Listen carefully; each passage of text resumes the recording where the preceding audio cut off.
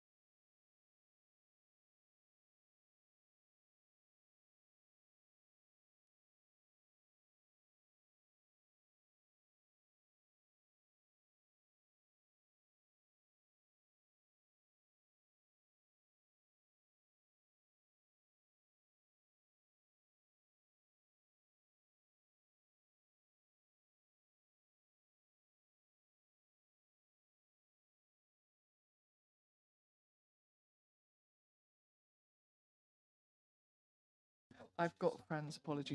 Thank you. Okay, good evening, everybody. Think we'll start the meeting if you're all ready to go. And actually, I think we're possibly just about on, maybe 2 minutes late. But anyway, welcome on this warm evening. And we've got one item on the agenda to tackle today.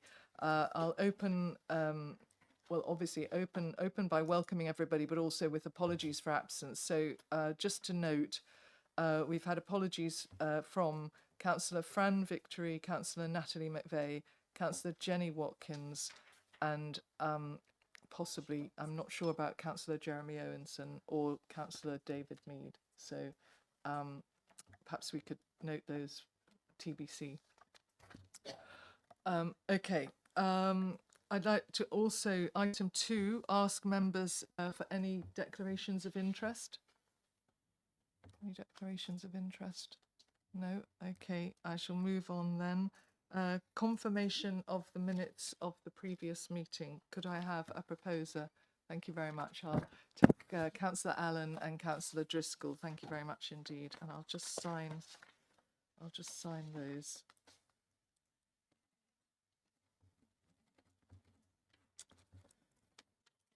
Right. Thank you very much. I don't know if this is working, Ali. I'm having to keep my hand on it too. Oh, right. Thank you very much. Okay. All right. So, right. Item 4 then, Chairman's announcements. So, I'd like to introduce the officers in attendance this evening. We've got Simon Jones here, our Development Control Manager, who will be presenting on this case. Rachel Cherrington Walker, our Legal Advisor, and Bronwyn Tompkins from Democratic Services. Also very pleased to welcome members of the public, and we do have one objector who will be presenting today. Item 5, there are no update sheets, so we'll move on to item 6, which is the application in the Upton and Ripple ward. And I'd like to thank our officer, Simon Jones, for the site visit yesterday, Tuesday 17th, and to ask you, Simon, if you could present, please, on the application.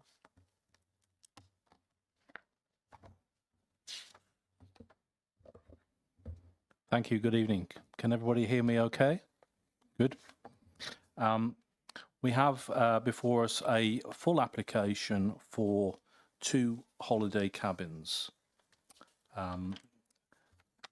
This development proposal relates to a parcel of land located in a rural area outside of any designated development boundary. in Lower Hook. It's located on an unclassified road within a row of 7 dwellings which face north. The closest properties to the site are a detached dwelling known as Hook View to the west here, and a 7-detached dwelling to the east known as 3 Lower Hook Cottages. To the south and north are open countryside. The submitted information with the application advises the site was last used as a breakers and scrapyard, and this is confirmed within the planning history in your report under section 3. A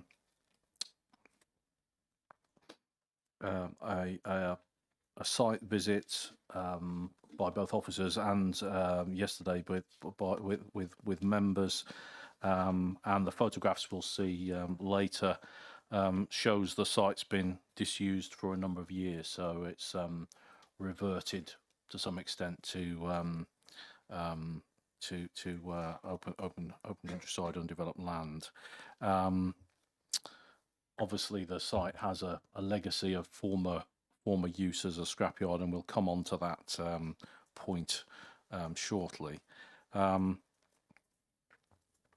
Moving on to the next, so the red line shows the site. This has got a lot of sort of naturally evolved vegetation upon it, both around the periphery and within it.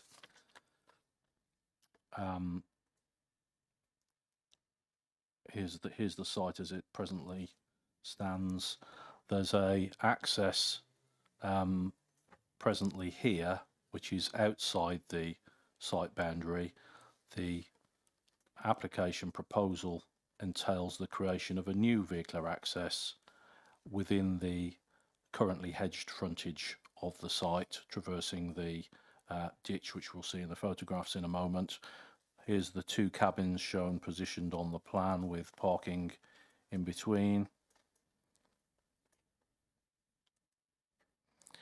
Here's some illustrations of the proposed timber cabins and floor plans of those.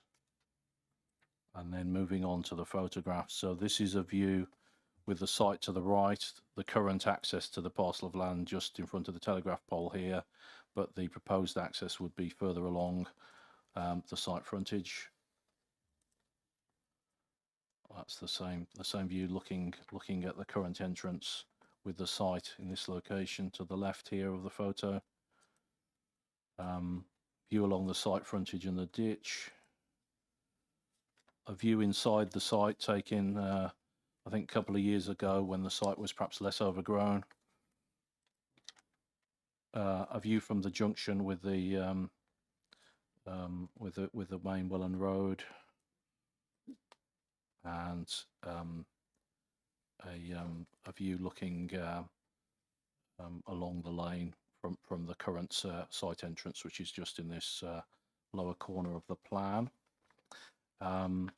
A few extracts from some of the documents that have been submitted now. One of them taken from a drainage strategy which was submitted as part of the application and as part of the works required to demonstrate whether a surface water drainage system could operate through, a fell drainage system could operate through having a soak away.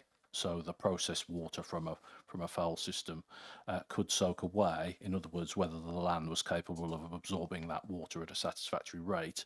The applicant commissioned a report to examine that point. In the process of doing so, that obviously entails digging some trial holes. You pour some water in and you see how long it takes for the water to drain away.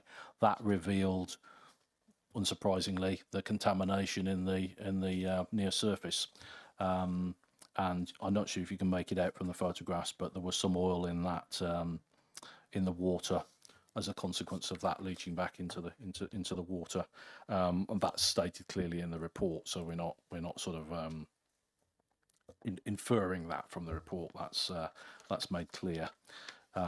Although the purpose of that report wasn't to look at the contamination. It was for a different purpose, but it's no doubt confirmed what we suspected.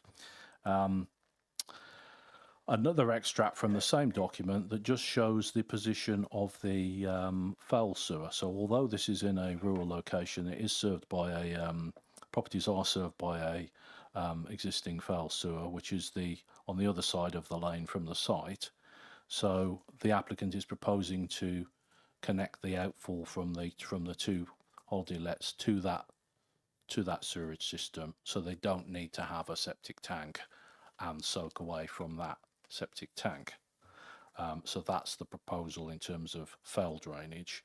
In terms of surface water drainage, it's just proposed that the runoff would be from the roof of the two cabins onto the ground. So they're not proposing any separate drainage system for that. Looking back at the planning history, just out of interest for confirmation, back in '96 there was an application for the redevelopment of the site for one dwelling. This is almost 30 years ago now, so some time ago, and was under a different local plan policy regime. But as you can see there, that the reason for refusal was related to the landscape impact of a dwelling, and on the basis that it was out in the open countryside outside a defined settlement boundary, which is sort of wording we've probably been familiar with in more recent applications, at least when we had a 5-year supply, and that was often a reason for refusing residential development in principle. So that's not strictly analogous to what we've got now, because we're looking at a proposal for 2 holiday lets, and there's a policy relating to that which is more permissive than it is for a residential dwelling. But nonetheless, there's that for information, and that application was subject to an appeal.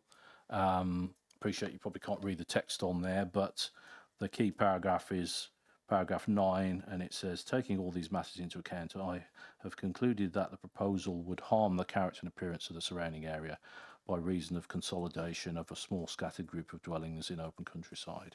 Again, important to stress, that was a proposal for a dwelling 30 years ago, not a proposal to holiday lets now, but just so you're aware that what the reason for the rejection of that scheme was 30 years ago. So that's taken us through the slides. Just leave it on that one. Since the site visit, I've and in response to some of the queries from members, I went back to Worcestershire Regulatory Services to ask them about whether they were sure they were content with the condition that they'd recommended to deal with the land contamination issue, i.e. in terms of both when that work is done, because the condition doesn't well, the comment from Worcestershire Regulatory Services doesn't say that the applicant should do that work first.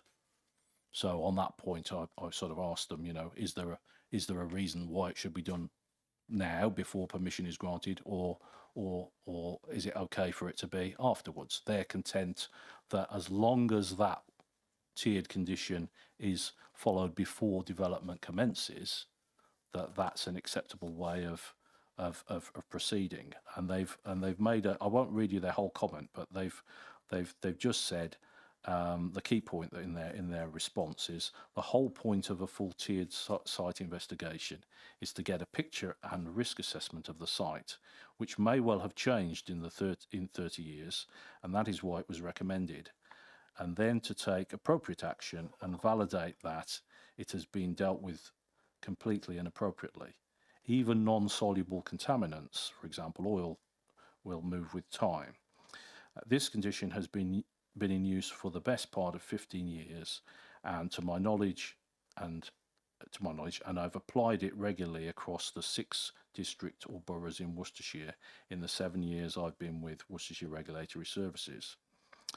As long as it is followed logically, I do not feel that there is any reason for a problem or any way it should prevent progress of the development process. So they're obviously content that that condition would deal with any land contamination issue and wouldn't preclude members from granting permission if they were minded to follow officer's recommendation. That's really the only update, other than, or one other point in relation to condition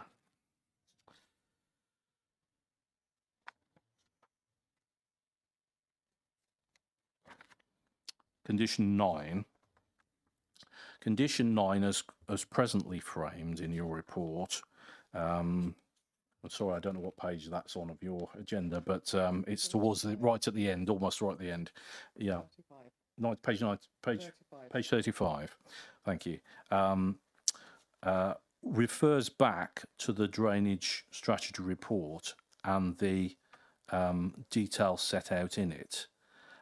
If members were minded to follow officer's recommendation this evening, I think just for clarity, there's some finessing that needs to be done to that condition, because the report that it refers to contains a number of paragraphs, and it's not quite as explicit on my rereading of it in terms of what what's the specific recommendations are that might be to another reader. So to avoid ambiguity, it would be better to take those points from the report and insert them into the condition. So in order to achieve that outcome, since I can't present a reworded condition to you at this moment in time, I would recommend that the recommendation to you this evening is adjusted to say, to delegate authority to the Director of Planning and Infrastructure to grant planning permission, subject to the planning conditions listed in the report, allowing for any subsequent amendments to the planning conditions as required by the Director of Planning and Infrastructure. That would then allow us, if you were minded to support officer's recommendation, to finesse condition 9, just to ensure that it had the clarity required. So that's your officer's report finished. Thank you, Chairman. Thank you very much, Simon. Okay, so we move on to public participation. We don't have any parish council representation here this evening, so I'd like to ask Oliver Ryder, as the objector, to go to the public speaking desk, and just remind you, Oliver, it's 3 minutes precisely. Thank you.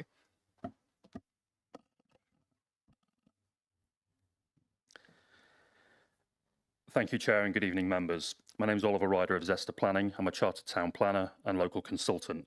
I represent a group of 9 neighbours who are opposed to this application and have raised objections. Members, I must stress that my clients are not opposed to holiday accommodation generally. Indeed, we acknowledge that there is some policy support for such uses. However, this is only supported when they also comply with the wider environmental policies of the local plan. In this regard, this particular site raises numerous concerns. Firstly, contaminated land. As you'll note from your papers, the site is a former scrapyard and breakage yard. Inevitably, previous ground investigation reports from 1990 have identified significant contamination from asbestos, metals and oils. Indeed, I understand that the smell was unbearably pungent locally when the drainage boreholes were dug. Your environmental health advisor confirms this, and he suggested that this matter be investigated further based on updated guidance. I know officers have pragmatically suggested this be dealt with via condition. Whilst pragmatism is sometimes welcomed, in this case, this is a fundamental issue for the site. Mitigation can be conditioned, but survey work must always be done pre-determination so that the level of risk can be properly and fully understood. This has not occurred in this case, and thus a pragmatic approach is inappropriate. Flood risk. The officer report states that the site is in flood zone 1, low risk. What it doesn't make clear, though, is that part of the site falls within the surface water flood risk zones identified on the new Environment Agency mapping. Under the new NPPF, sites at all risk of all types of flooding, including surface water, must be informed by a sequential test. This has not occurred. To grant permission without that would therefore be contrary to policy and flawed. I'd respectfully suggest that such a decision would leave the Council open to legal challenge. Landscape harm. The council has previously refused applications for housing on this site and subsequently appeals dismissed, having considered an unsuitable location for residential use on landscape grounds. Whilst the proposal is limited to holiday accommodation, it's ultimately a C3 residential use, just like a dwelling is. It must follow that if residential use has previously been found unacceptable on landscape grounds, the same must apply here. Finally, hedgerow removal. The plans show that the hedgerow to the site's frontage will be removed for visibility displays to satisfy the Highways Authority. It's suggested in the reports that this is not an issue as new landscaping will be provided. Yes, but that will obviously take many years to establish, if at all. Your landscape advisor suggests it could take 15 years to establish. In the meantime, we're left with a site that's fully open, full of residential paraphernalia. As such, there will at least be harm to the countryside in the medium term and possibly in the longer term too. Members, as I say, there's no in-principle objection to developments on this site, but this particular application and site has numerous gaps and poses significant environmental concerns.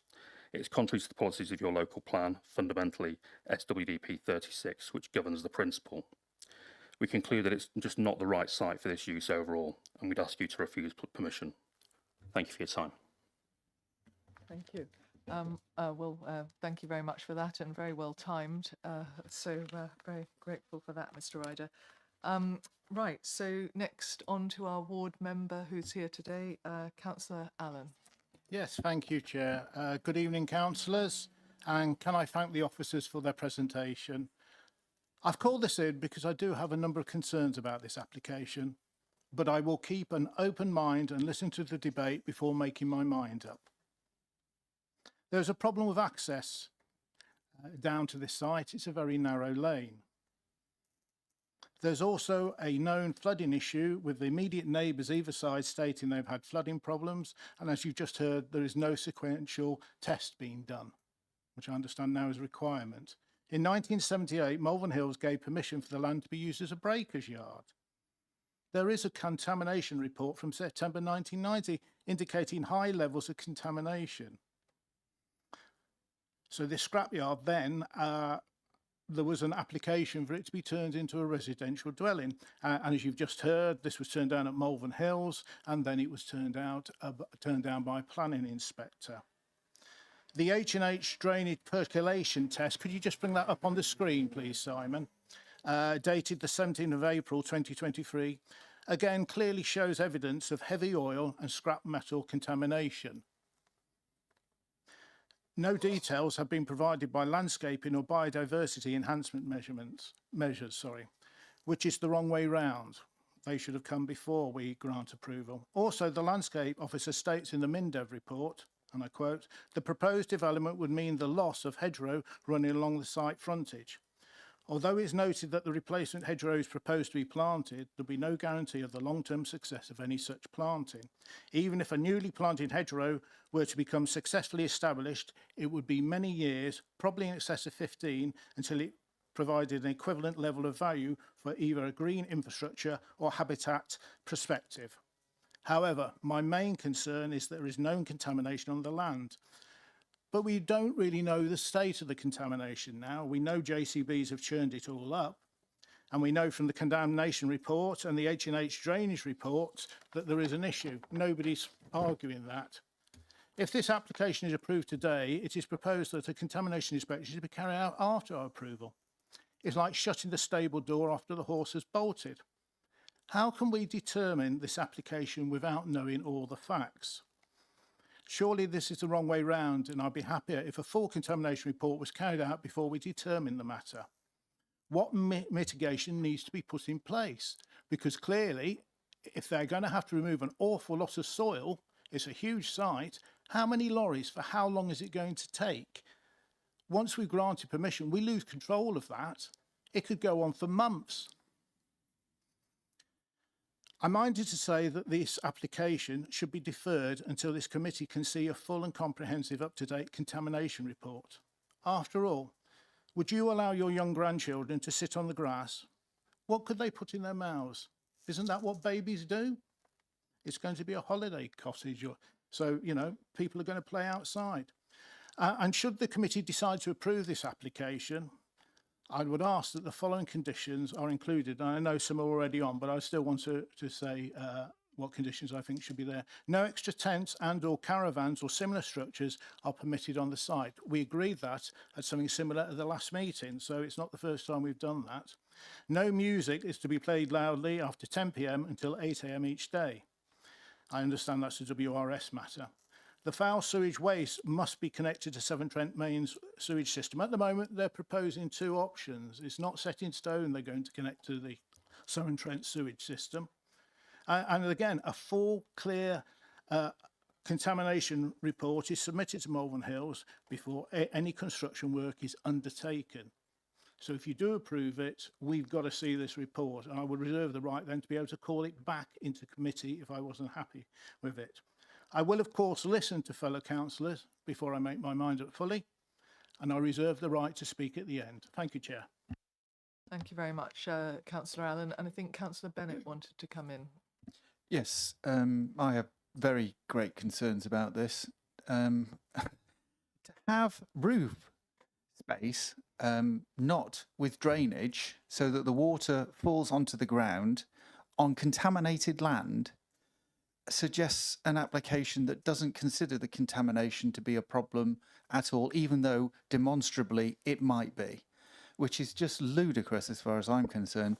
This has not been done professionally as far as I'm concerned, this application, and I totally agree with what Councillor Allen has said. I do know this area vaguely, and I have seen flooding in this area, and you know, the destruction of this area in order to make this work, and the car parking area, would mean that whatever is on that land will travel into the natural environment off that land, and there is no guarantee at the moment that that would be at all safe. So I totally would like to support Councillor Allen's decision to defer this proposal, sorry, to defer this, and I'll second it, and decision, although he is in charge most of the time. And basically, we should then have chance to have a report that totally considers this thoroughly from start to finish, because this is the most serious bit of contamination that I've ever seen anything like this proposed on ever. Thank you very much. Can I just, for clarity, note that we haven't had a proposal, so you know we don't have a seconder at this stage, Councillor Bennett, but we may get to that point. I'm sure. sorry. But Councillor Wood, I know you wanted to speak. Yes, thank you, Councillor Nielsen. I've got a few concerns about this site, and I'm trying to be as open-minded as I can. I actually own a static caravan down in Dorset, which I can use for 50 weeks of the year. So it's not a seasonal thing necessarily. It depends on the licence. I have concerns about the contamination, but that's already been said. I think that there are risks. There would be risks certainly when the ground gets churned up. I think there is potential risk from water drainage issues. I also query, and I hate to disagree with professional my professional planners, as I'm a professional planner myself, or was, but I question the economic basis of this as well. The report quite clearly states that it's economic and social benefit, and I find it difficult to see the economic benefit. I know that the previous application last month is not material, but there was a reason for that one, where it was supporting a pub and where the pub could provide facilities for the people using the static caravans. This seems to be just two vans in the middle of nowhere on contaminated land with no sort of biodiversity gain, and we've got loss because we're losing hedgerow. And I know there's not a proposal yet, so I'm waiting for it. But yes, I do have concerns about this site. Thank you. Thank you, Councillor Wood. Councillor Gallagher, is your hand up? Yep. Yeah, thanks for the report. And the actual site survey was quite instructive, so I found that very beneficial. I think the main thing that came across to me was really the big problem was the contaminated land, and the comments from the neighbours that when there was some drilling done to test the percolation, I think it was, and then oil bubbled up and there was a smell of oil in the air, so that you could get that. So it could be quite extensive. So the question, one of the questions I have is, how extensive is the contamination? because that will affect the amount of mitigation or soil removal that you would have to get rid of and replace. It could be quite extensive, could be likely to be many tons of soil with vehicles coming in and out to take the contaminated soil out and to replace it. The other thing is on the extensive side, if the smell comes up, is there any evidence that the neighbours have been affected by the contamination? Does it spread into those neighbouring properties? Are their gardens impacted? Is the soil in the neighbours impacted by that? And on the flood risk side of things, because of the contamination, since it floods in there, I would expect that it's taking that contamination into a wider area. So really, all in all, I think the contamination is the big problem in this one. I think the hedgerow thing is probably less so because that can be replaced. I don't think the hedgerow is protected in any particular way and you can replant that. But you've got a big problem with the contamination. So I wonder if we could have some thoughts on those questions about how extensive it is, the impact on the flooding and carrying it. Could I also ask for clarification of the size of the site? Because it was referenced as huge, and I'd just be interested in the size. So if we could add that to the queries, please. Okay, well, on the first point, really the function of the recommended condition, which requires the applicant to undertake a fresh report, not rely on the one that's 30 years old, is to deal with all those points, to ascertain the nature and extent of the contamination, and then also identify what mitigation is required. So there'll be a process through the submission of details required by that condition to deal with those aspects, and that would all have to occur before development commenced on the site. So if that found something that was intractable, then development wouldn't be able to proceed. In respect of the site area, I may not have that figure immediately before me, so apologies.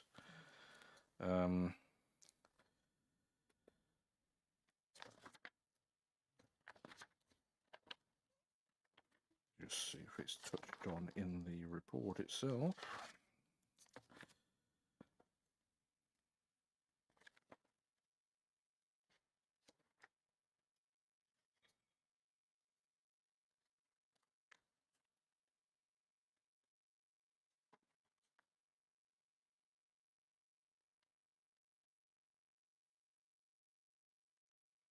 No, it isn't. So I wouldn't want to guess on the site area, but there's the Under an acre? Scale on the bottom. Can't make it. no. I can't. Oh, no. 10 kilometres.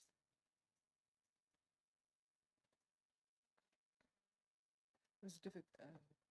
I think it was difficult to get an idea of the scale of the site because you couldn't go onto it at all. So it was hard to know, and therefore hard to know, maybe the extent of the contamination and so forth. So, yeah. Chair, it's about 1,200 square metres according to Google Earth. Oh, thank you. Thank you.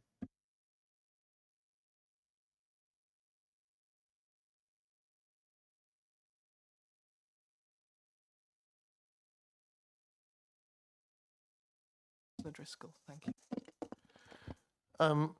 I kind of tend to agree with my other councillors. I think this is a bit cart before the horse. I think, the contamination issue is such a fundamental issue.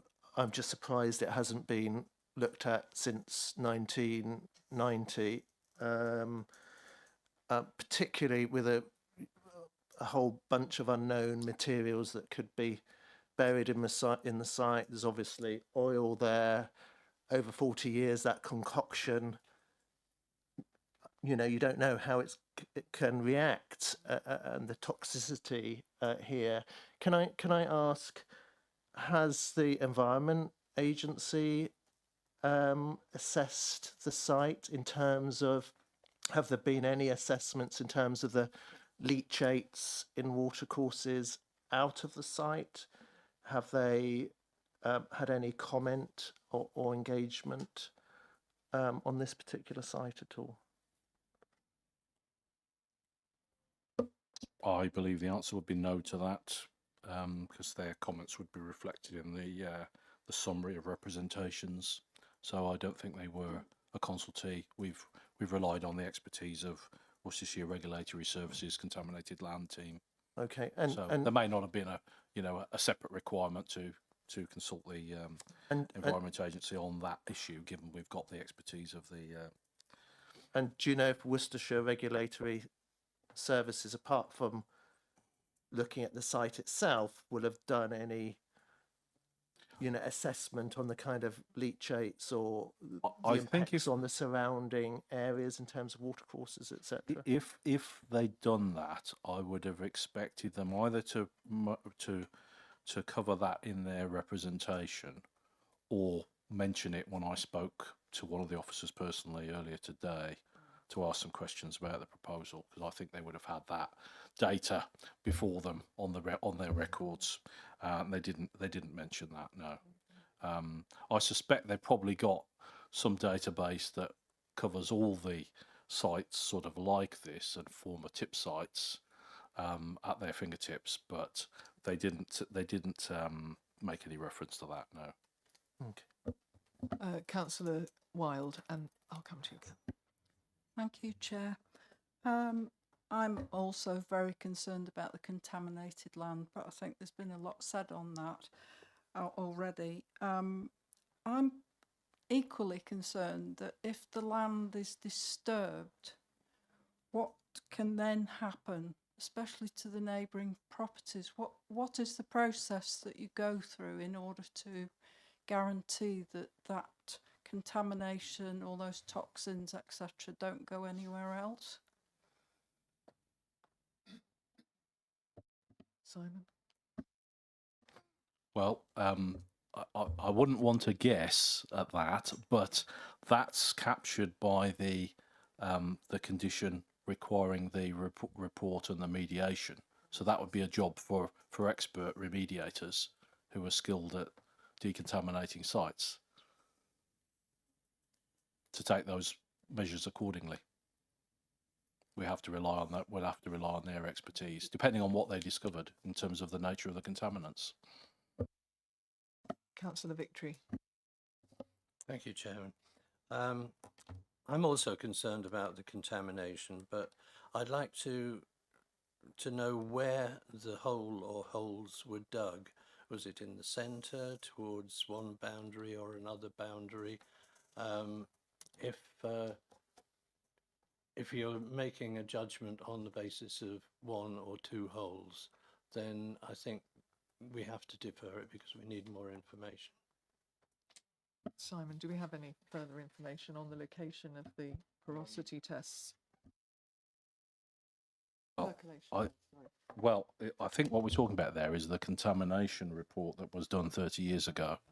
And I haven't got in front of me a hard copy of that, but I suspect that there would have been a plan with that report that would have shown where the investigation holes were. But the point is, and the point acknowledged by Worcestershire Regulatory Services in their comments, is that that's an old report. They need to redo that process and not rely on that report. So that would have to go through that process and set out where the trial holes were, and you'd expect them to do that across the site to identify where the extent of contamination was. That's my experience of such reports. That adds to their credibility. If anything, it's no good just digging one hole and then making an assumption based on that. The photographs we saw, remember, are the ones for the percolation test, which was a different process, which just happens to coincidentally have shown that there was some contamination, which we knew is already there because of the site history. But my basic question is how extensive is the contamination and so forth. I wouldn't feel comfortable approving this application until we have some more knowledge of the condition of the site. Other than that, I don't really have any opposition to it. Thank you. Thank you, Councillor Victory. Councillor Rain, and then I'll come to you, Councillor Bennett. Thank you, Chair. Well, most of what's been said, I don't want to repeat, but share what's been said, I think. But the two things, I was at the site visit yesterday, so got a good impression of what it was all about. But apart from the contamination issue and all those things being talked, two things that struck me particularly about this was, one is how narrow that lane is. If we're talking about, you know, outsiders coming to have their week or fortnight's holiday there, that, you know, that would be an additional pressure on what is already a narrow road, and there's no obvious passing places I noticed yesterday, so it would be people reversing out of each other's way, and there are of course others living on that lane. And the other point that struck me was the design of the houses. We've only got a sort of line drawing of it, but it didn't strike me as being terribly imaginative. Perhaps I'm spoilt, but I don't think I would rush to want to spend a week or 2 weeks in what's effectively a, you know, sort of very utilitarian structure. Now, obviously, that might, it's not really a planning issue, but I was not struck that this was a, you know, a well developed and well designed piece of architecture. Standard design. Thank you.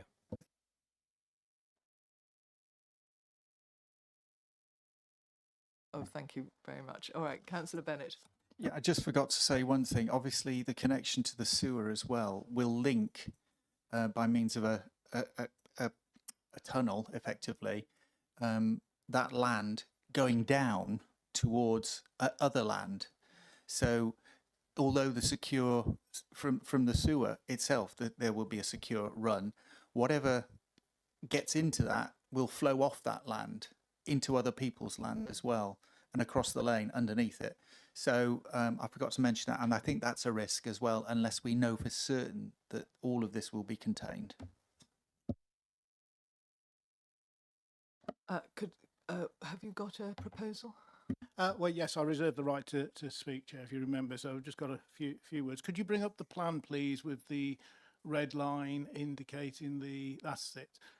Now, I don't know if those members who were on the site visit yesterday can recall, but we were standing to where the top half of the red line is, and I think we noticed the houses either side.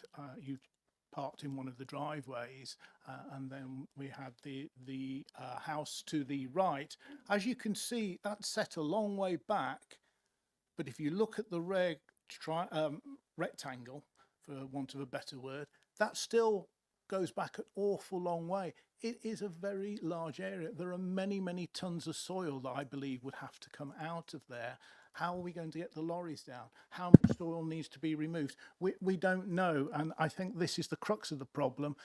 We need to have that report. At that stage, it may well be that we would approve this application, and I couldn't find a reason to turn it down. But without this contamination report, I think we'd be making a terrible mistake. And listening to the members, I think virtually everybody's voiced that, haven't they? So I think we've got to keep control of it. I also think we should ask Malvern Hills to formally write to the EA to have a look at this site. We know there's a problem, and I would ask that Chair, that you do that, please.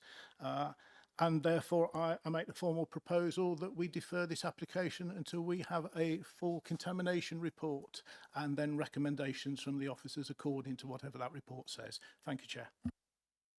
Thank you very much. Councillor, oh, sorry. Did you want to? No.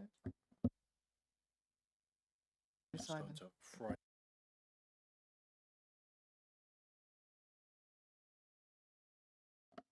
Chair, Councillor Wood. just a quick comment, which is not to do with the contamination, but I couldn't find anywhere in the report about how these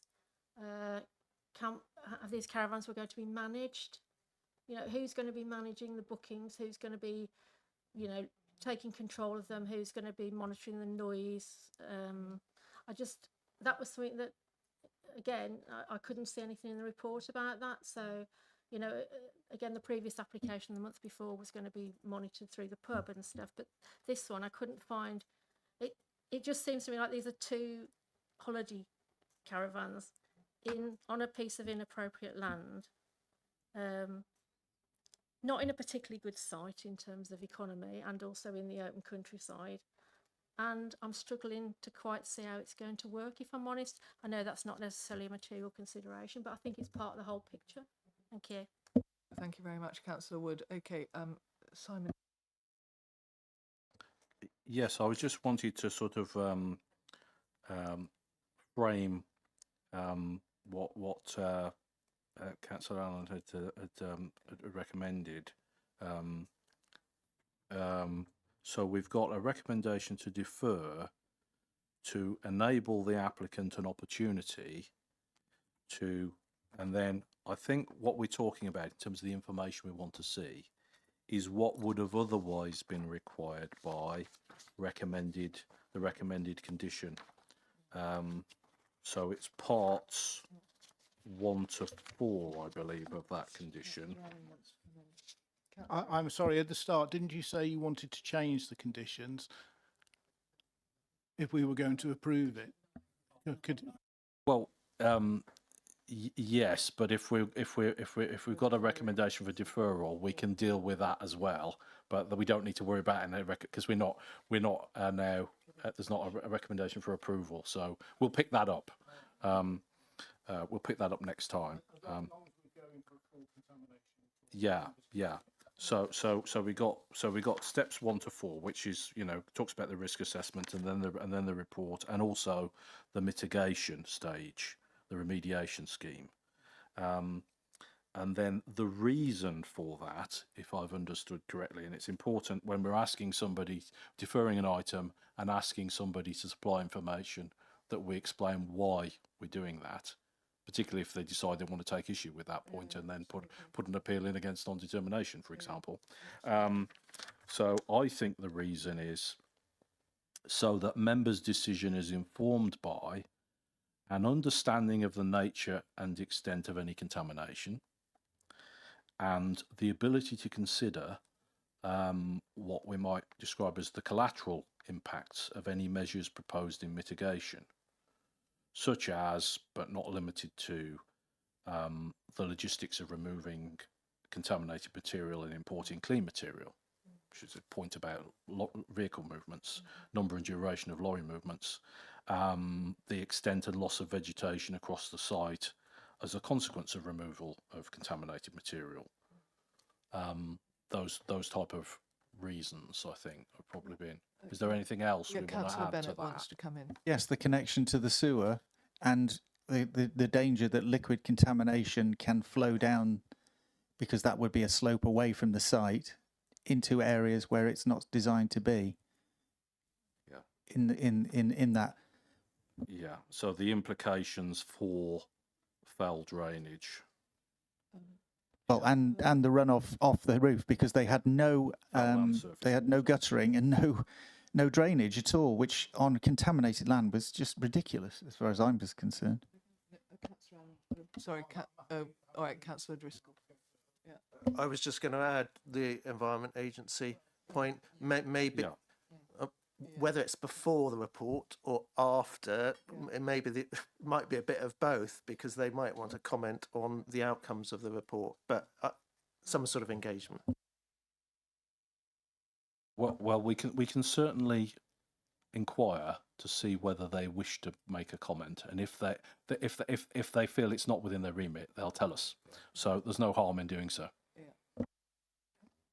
Yes, Councillor Allen. Thank you. Sorry, Chair. And then could we also add, because Councillor Wood has wisely said that we should ask an explanation about the economic benefits and who's going to manage this site.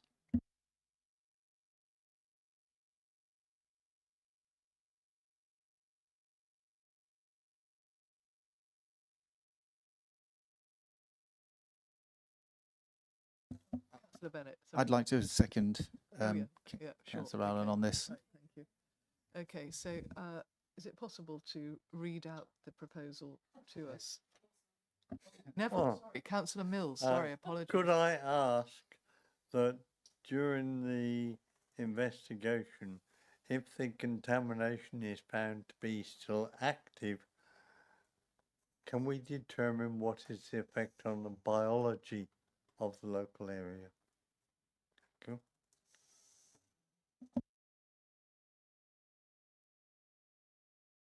Yeah, I mean, with any application, we can't use it as a vehicle for going beyond the bounds of what the applicant is reasonably required to demonstrate to show that their proposal is acceptable. So, you know, proposals might have broader impacts, or disturbing the land might have impacts. There's probably some things they could do without needing planning permission, just because they own the land. So we've got to be, you know, sort of mindful of that. So I think we can deal with it in terms of, and it would be captured through really for the first 4 points of the contamination and remediation. Really, those issues, I think, comprehensively, and that would probably look at the risk to the receptors as well, i.e., the neighbouring properties. Do you mind summarising the proposal for us? Yeah.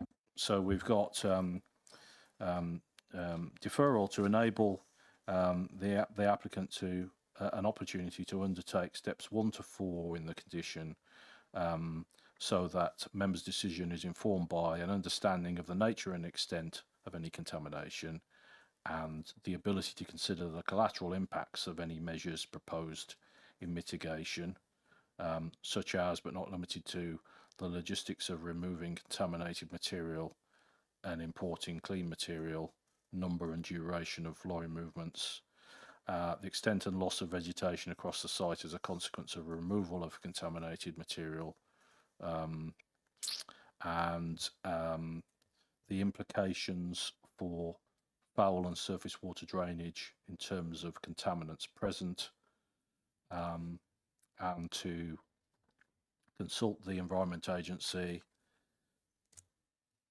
and ask the applicant to set out the economic benefits of the proposal and who would manage the site. Okay. Thank you. That sounds very comprehensive. I think are we ready to go to a vote? Is everybody ready to go to a vote? Yeah. Right, Rachel. Yeah. We've got a proposal and seconder, so Rachel, over to you. All those in favour of the proposal, please raise your voting cards. 1, 2, 3, 4, 5, 6, 7, 8, 9, 10. And that's unanimous, Chair. Motion is carried. Thank you. Oh, well, there you go.